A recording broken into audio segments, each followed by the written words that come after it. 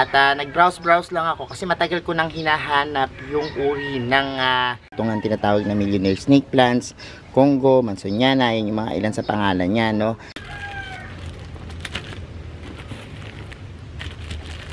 Ito naman, this one is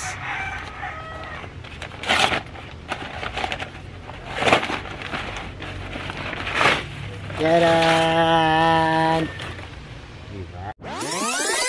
Hello everyone, this is Hermes Sunao, Pinidino Park and Eco Garden, and welcome back sa ating channel. And for today's video, excited ako ngayong araw na ito dahil dumating na yung inaabangan ko na halaman. Unboxing tayo ngayon at kung mapapansin nyo, ito yung background natin, snake plants. Kaya snake plants yung darating na halaman natin.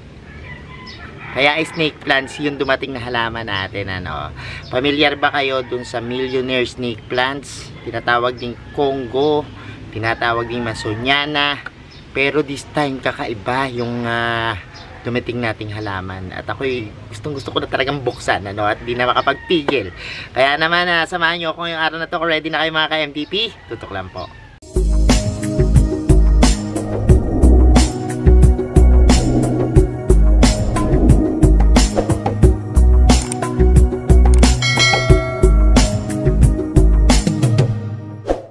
And we're back mga ka-MVP, at ito na nga ano yung aking natanggap na box, ano. At ito ay from Pangasinan, galing yung halaman. At nag-browse lang ako kasi matagal ko nang hinahanap yung uri ng millionaire snake plants na ganito, yung Mansoniana or Congo, na ganito yung pattern. Pero bago ko to buksan, pakita ko muna sa inyo yung mga nandito nating varieties nung mga Mansoniana, Congo, millionaire snake plants na variety, no, para meron kayong idea. Tara. So, narito tayo ngayon sa collection ko ng mga snake plants, variegated snake plants, at isa sa paborito ko itong ang tinatawag na millionaire snake plants, Congo, Mansoniana, yun yung mga ilan sa pangalan niya, no. Ito meron ako nito nung green lang, ano. So dito yan, meron tayo dito, no, green, ayun, kita nyo, ito yung green yan, no, at yan pa. So ito maswerte ito sa mga snake plants varieties kasi nga yung kanyang hugis na parang nagdadasal, ano, sinasabing parang humihingi ka ng blessing. At the same time, pabilog yung korte niya, kaya sa feng shui, di ba, pag bilog-bilog, yung rounded yung isang halaman, swerte yan, ano, kasi kaperahan yan. So nung naka-purchase ako nung green, nagkaroon naman ako nito nung variegated na halaman ganyan, ano. So tingnan nyo, meron siya mga guhit, ano. Pero after that, marami akong nadiskubre na meron palang iba pang mga varieties niyan, tulad nitong white na variegations, ano. Kasi kung mapapansin nyo, ito yellow green, pero this one is white na may yellow, no. Yan yung varieties niya. So nagkaroon din ako nito. At nang sumunod na yon, nakakita naman ako ng iba, marginated, no, na tinatawag. Yung kanya namang pinaka outline ay nandoon sa gilid. So full na green siya, pero makikita mo na ang kanyang pinaka variegations ay sa gilid lamang. So nakakatuwa rin na ang ganda-ganda nung pattern niya, no. And napansin ko na kapag nagtatanim nito, yan, kung ano yung pinakananay niya, yun yung nagiging anak, no, yung variegations na kukuha, no.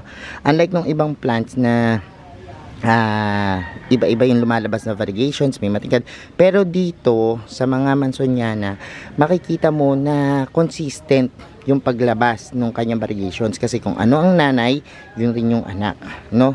Meron kasing ibang snake plants dito na kapag halimbawang nanganak sila, hindi consistent dahil naiiba yung variegations. Pero this one, yan, makikita mong consistent yung kanyang nilalabas na variegations. May pailan-ilan lang na nagkakaiba pa minsan-minsan, ano. So katulad ng mga yan, marginated, ganyan lang naman, medyo malapad lang yung nilalabas niya, no. Pero somehow yung pattern pare-pareho, kaya naisipan ko na maghanap pa ng mga iba't ibang pattern nito. And nakakita ko online nung hinahanap ko. At yan nga yung i-unbox natin ngayon. Dahil sabi ko nga, meron pang mga ilan akong target na paratingin dito sa aking garden na ganito yung style niya, no. Mapapansin nyo dito, meron ako isang buong tower yan na puno ng mga mansonyana, no. At dahil nga mas nadadalian ako sa kanya, tsaka parang hiyang na hiyang ako dito kapag ito yung talagang inaalagaan ko. Parang ang saya sa pakiramdam, ano. Isa sa mga paborito ko kasi yan. So yan. And simulan na natin siguro yung pag-unboxing kasi excited na ako makita ko ano yung laman ng box natin. So yan, magsimula na tayo. At medyo malaki ito. Pero ilan lang naman yan. Mag-start na tayo.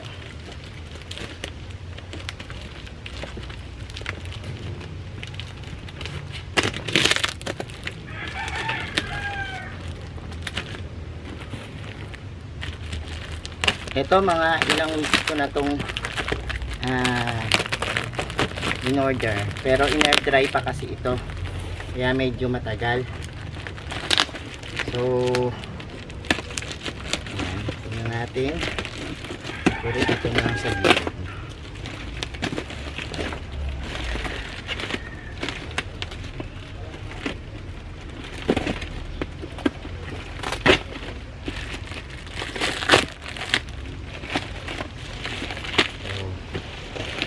Hindi na natin sisirain yung kahong kasi dito nabuksan ko na sa may gilid. Kita ko na siya. Medyo mahigpit nga lang.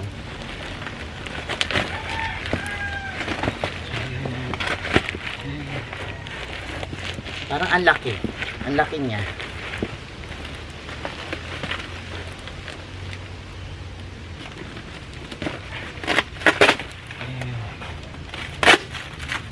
So nakikita ko na look.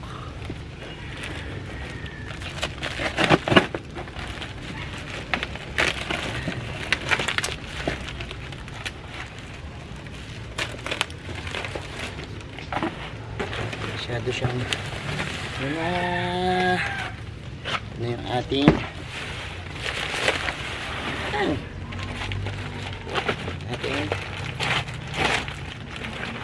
parang ang laki nga niya.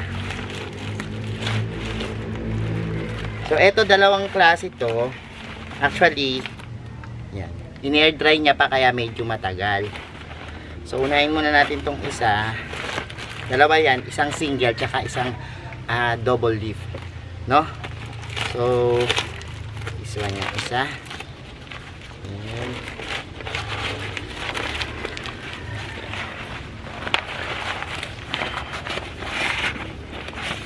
Charan!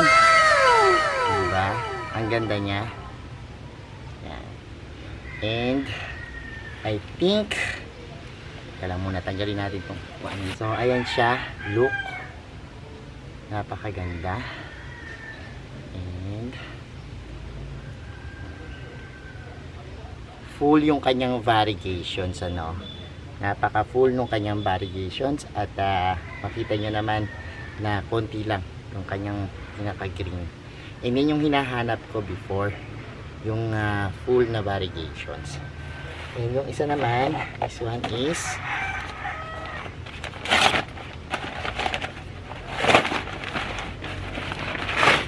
Yaran! Diba? Ang ganda niya. And eto kasi yung marginated na nakikita natin before, baliktad, ano, kulay yellow yung pinaka ganito niya. Pero this one baliktad, yung green niya dati na full, ito naman yellow yung full. Yan, sobrang ganda niya, no? Oh, diba? Nakakakilig talaga. Sobrang nakakakilig. And yan lang. And pakita ko sa inyo na mas malapit. So eto na nga yung ating talagang bagong halaman. Kumpara sa kanila, kakaiba talaga siya. Oh, diba? Actually meron ako ditong Malawi Midnight. Ayan. Parang Congo rin siya pero ibang klase. Tapos iba rin to. So this one, ang gagawin natin is tatanim natin. Hanap ako ng magandang paso para dito, no.